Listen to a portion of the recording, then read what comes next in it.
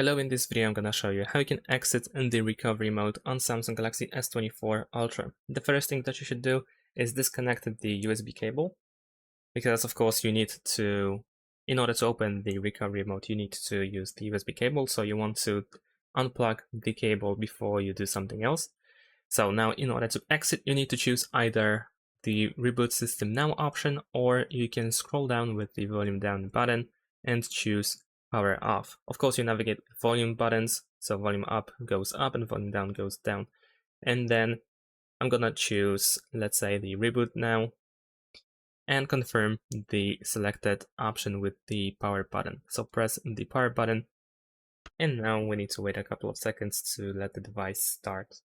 And by doing so, if the USB cable is not connected, we will exit the recovery mode.